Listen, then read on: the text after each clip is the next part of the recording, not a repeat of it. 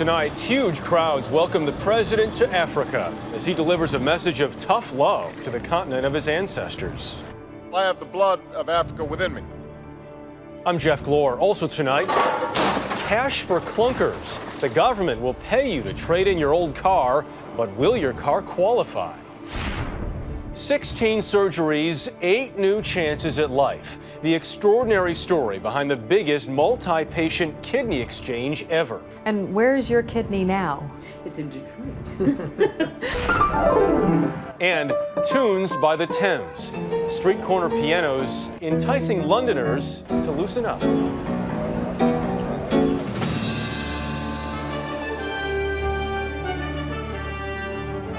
This is the CBS Evening News with Jeff Glor. And good evening. President Obama is on his way back to Washington, but not before delivering a stern message in Africa, the final stop of a trip that earlier took him to Russia and Italy.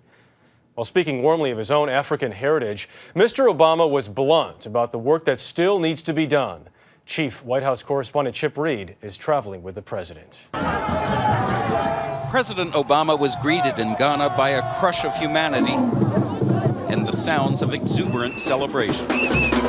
Many here say he's their president, too. Before Parliament, President John Atta Mills welcomed Mr. Obama home. And the president proudly acknowledged his roots. I have the blood of Africa within me. Mr. Obama chose Ghana over Kenya, where his father was born, because Ghana is a vibrant democracy. You show us a face of Africa that is too often overlooked by a world that sees only tragedy or a need for charity. But even here, in a nation he described as a model of African success, nearly 30% live in poverty. In most of Africa, conditions are even worse, a fact that brought a stern lecture from the president directed at the entire African continent. No business wants to invest in a place where the government skims 20% off the top. No person wants to live in a society where the rule of law gives way to the rule of brutality and bribery. He urged the young people of Africa to build a new future where poverty, disease, and corruption are conquered from the ground up. You can do that. Yes, you can. Because in this moment, history's on the move. In an emotional final stop, the president and his family visited the notorious Cape Coast Castle, where tens of thousands of Africans kidnapped into slavery were kept in dungeons before being shipped to America. The president believes seeing this place is especially important for his daughters, who he said are growing up in such a blessed way. Hopefully, one of the things that was imparted to them during this trip is their sense of obligation to fight oppression and cruelty wherever it appears. After the president's 10-hour flight back to Washington, he'll turn his attention back to the domestic agenda. And with his health care plan in trouble on Capitol Hill and more bad news on the economy while he was overseas, he'll be hitting the ground running. Jeff? Chip Reid tonight in Ghana. Chip, thank you. Speaking of that health care plan, top House Democrats have unveiled a new proposal to pay for it by increasing taxes on the wealthy. The plan calls for a 1% surtax on individuals earning $280,000 or more, or couples earning at least $350,000. The tax hikes would take effect in 2011 and would raise $550 billion over 10 years. A similar amount would be raised by cutting Medicare, they say. So to help us put the week in focus, we're joined in Washington now by CBS News analyst John Dickerson. John, always good to see you. Let's talk about the health care plan. How much trouble is it in? It's hit a bit of a rough patch. The president has said he wants the House and the Senate to pass bills by their August recess, that first week in August. In the House, there's been a slowdown. Conservative Democrats say they're worried about the cost, and they're worried about the new government involvement in expanding health care, the so-called public option. In the Senate, they are also Democrats debating the public option and also, again, the tricky question of how to pay for it. So the president, now that he's back in the country, will make public appeals to get reform back on track. He'll be also doing it privately. But on the Hill, more and more members from his own party are saying this August recess idea, it's just not going to happen. And as we talk about paying for it, want to move now to the stimulus plan. There have been calls in some quarters, as you know, for a second stimulus already. The president addressed his first stimulus today. What are the chances a second one happens?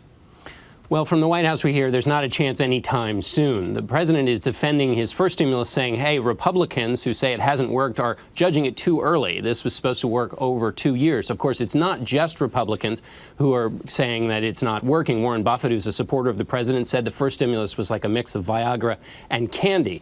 So he is on the defensive. He's trying to argue that it's actually working. The political problem, though, is the White House underestimated the severity of the economic downturn.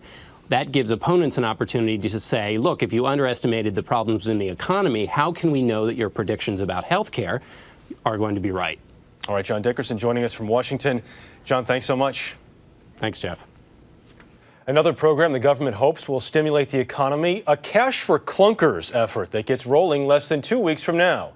But how exactly do you define a clunker? Randall Pinkston explains. In Germany, it worked like a charm. A program to give consumers cash for their old clunkers took gas-guzzling cars off the road and boosted new car sales by 40%. But here in the U.S., a similar Cash for Clunkers program is more complicated. Dealers like Jim Rusomano in New Jersey say it may not be as effective as Germany's in driving up sales. The restrictions are much more severe than I thought they would be. Germany spent $5 billion to buy back cars. A clunker was defined as any car more than 9 years old. Turn one in for scrap and you'd receive the equivalent of $3,300 towards a new car. The U.S. allocated $1 billion for its program, the Car Allowance Rebate System, or CARS. Buyers who qualify receive $3,500 to $4,500 towards a new car. But the qualification for clunker isn't easy. It's based on an EPA gas mileage rating of 18 miles per gallon or less when the vehicle was new. So this 1989 Buick Regal, a 20-year-old car, does not qualify as a clunker because it was sold with an EPA rating of 21 miles per gallon. But this 2000 Ford Windstar, only 9 years old, does qualify because its original gas mileage rating was only 17 miles per gallon. I think more than 50% of the people will not qualify. And there are more rules. The vehicle has to be less than 25 years old, in drivable condition, and registered and insured by the same owner for a full year before trade-in. We estimate about 150,000 people will take advantage of this deal. It seems like a good idea, except that when you really go to try and qualify for it, you don't. For car owners who qualify, there is one more wrinkle. While the program took effect July 1st, the rules won't be ready until July 23rd. Randall Pinkston, CBS News, New York. And for more information about the program's rules and a list of car models that qualify, you can go to our website at cbsnews.com. There's a report tonight that former Vice President Dick Cheney ordered the CIA to withhold information about a secret counterterrorism program from Congress for 8 years. The New York Times says that current CIA Director Leon Panetta disclosed the information about the still unidentified program to members of Congress last month.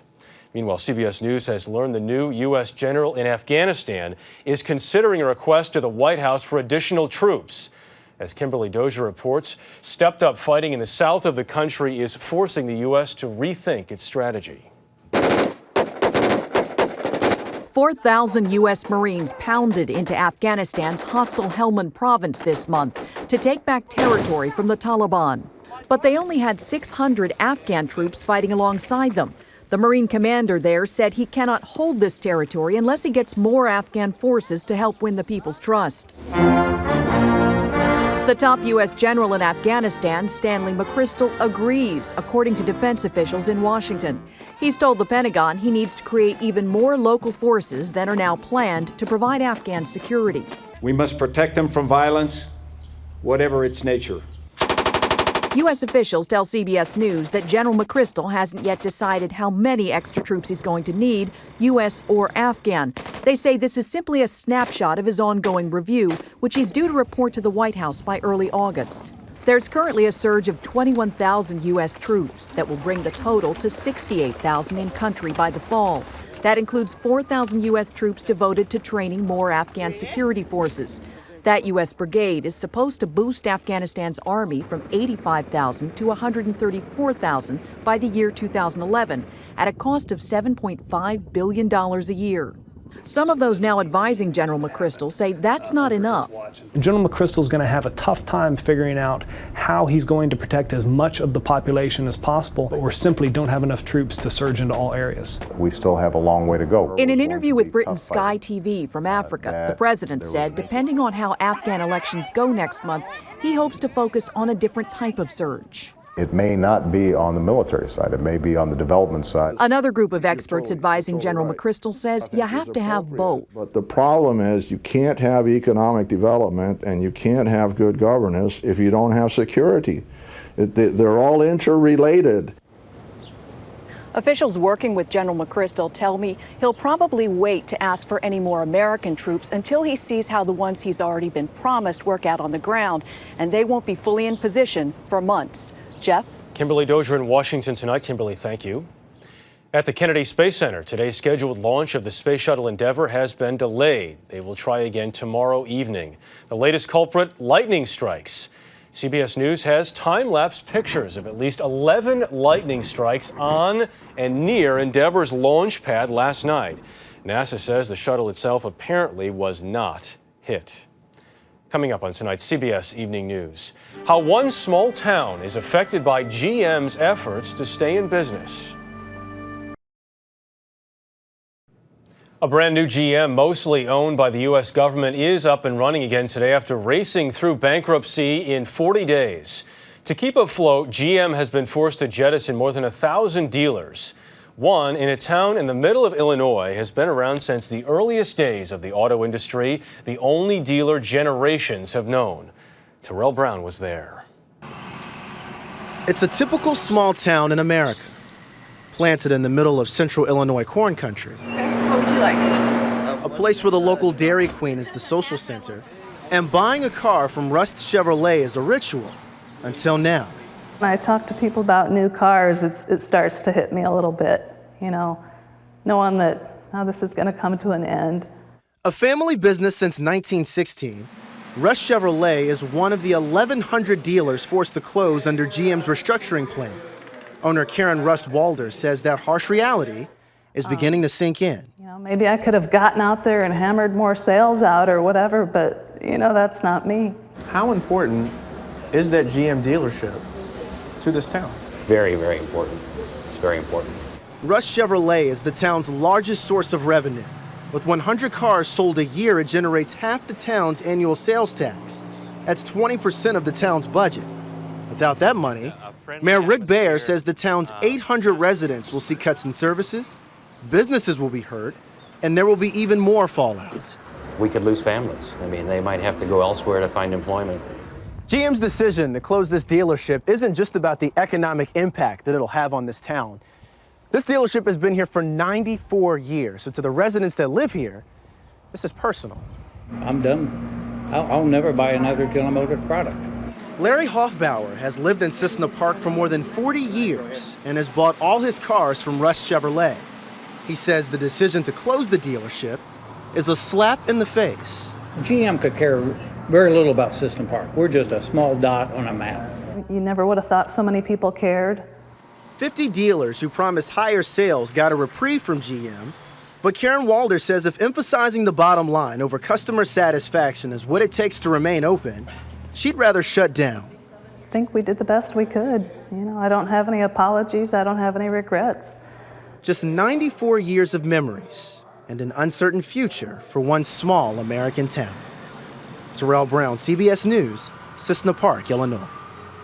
Also in Illinois, the Cook County Sheriff today declared the entire desecrated cemetery in Alsip a crime scene. Relatives came today to the historic Black Cemetery hoping to locate remains of loved ones. 4 former cemetery workers were accused of exhuming bodies in an alleged scheme to resell plots. Next up on tonight's CBS Evening News, the kidney swap that set a record and saved 8 lives. 10 women and 6 men hope to make full recoveries after a real-life medical procedure that outdid even a fictional TV show. Priya David now has more on the most complex multiple kidney transplant ever. 2 years ago, the simple pleasure of walking their dog Ellie around their Maryland neighborhood became a distressing chore for Bob and Lisa Brinkman. I normally am a high energy person, 2 speeds, fast and faster. And I was operating on slow to slower. 58-year-old Bob Brinkman's kidneys had begun to fail, and he started dialysis 12 hours a week. Lisa, his fiancée at the time, offered him one of hers. She wasn't a match. Then, a surprise rescue. The chance to be part of the biggest multi-city, multi-patient domino kidney exchange ever. An altruistic donor offered his kidney to anyone in need, kicking off a chain of 16 surgeries. 8 people gave their kidneys to strangers, so their loved one or friend could get one. And where is your kidney now? It's in Detroit. It's the sort of operation that only seems possible in fiction. In fact, the procedure was recently a storyline in the popular medical drama Grey's Anatomy. A 6-way swap. 6 people donate kidneys to total strangers. 6 people get kidneys from total strangers. We beat Grey's Anatomy by 2 transplants.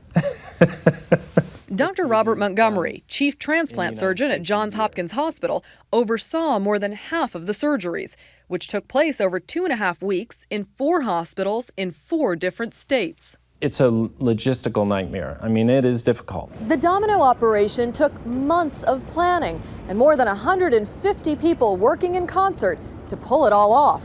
But Dr. Montgomery argues such swaps should be routine, as 84,000 people in the U.S. need kidneys and only 6,000 people donate every year. He says creating a national database of willing donors is vital. Right now, there are about 150 kidney pair donations, including domino pair donations, that are done in the United States. That's 10% of the potential. The potential for this. But I woke up, and after a minute or 2, I realized that I felt normal. And I hadn't felt that normal in years. It was amazing. Next week, Bob and Lisa will celebrate their first wedding anniversary with the glow of a renewed future. Priya David, CBS News, Baltimore, Maryland. Still ahead on tonight's CBS Evening News. Street corner concertos in London town. Londoners today are celebrating the 150th birthday of Big Ben. It was July 11th, 1859, that the bell in the clock tower above Parliament pealed for the first time. At the same time, a brand new attraction in London is getting tons of attention right now. Pianos placed in random locations. The experiment is bringing out the music lover in everyone. Sheila McVicker had a listen.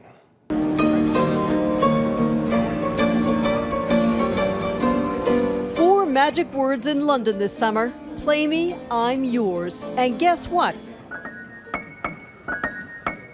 That and 30 street corner pianos are what it takes for the Brits to break that stiff upper lip.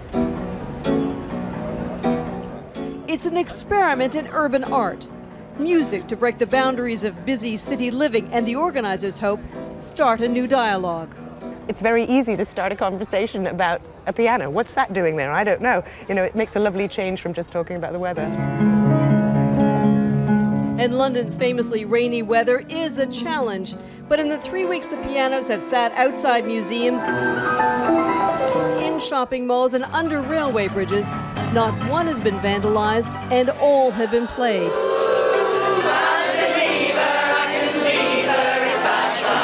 This is what you need in a credit crunch. You need everybody to realize that the pleasures of life are free. The real pleasures of life are free. One of the best things about this is that you never know what the next person will play. A little jazz improvisation, maybe some Rachmaninoff, or maybe just plain old chopsticks.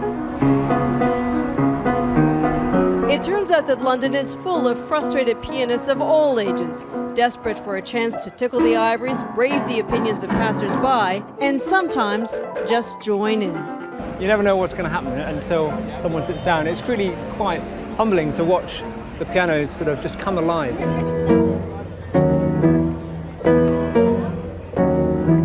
As they say here, brilliant.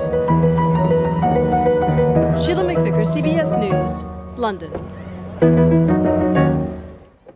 Brilliant. That is the CBS Evening News tonight. Later on CBS, 48 Hours Mystery. Russ Mitchell will be here tomorrow night. I'm Jeff Glor, CBS News in New York. Good night.